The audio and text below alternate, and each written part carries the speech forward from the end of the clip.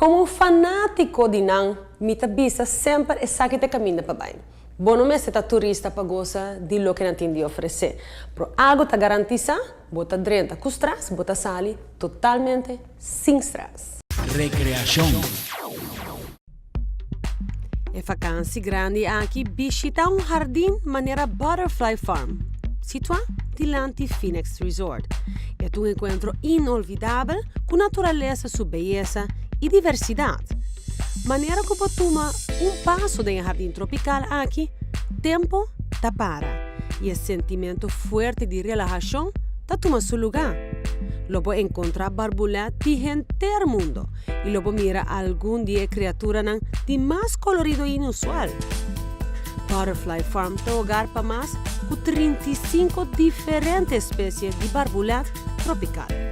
Turma ainda barbulha tá nasce e tá guardo libera e na jaula onde não tá guardo proteger para caçador natural. Visita na Butterfly Farm por desenvolver su mês de apreço novo para milagre na natureza. Ideal para si mucha de como rubs e barbulhas da come de mata específico, que se chama host plants, que Butterfly Farm mesta planta de um jardim.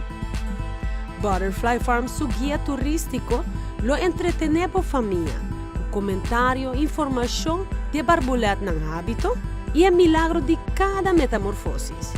Como sugerência também para chegar a trempar, para assinar, você testigo de barbulhas na novo que está emerge e toma um primeiro vuelo ro de jardim impressionante aqui. Además de explorar dia maravilhoso e informativo, Butterfly Farm dá lugar extraordinário para capturar fotografia com seguro destacada em bobuque de recuerdo. E como toque final de comemoração aqui, não olvida de tirar vista de uma boutique e check out na ornamento com seguro e babo back dia com boa passo que você quer. Butterfly Farm suporta na abrir todo dia, de 8h30 a 4h30 da tarde. Recreação.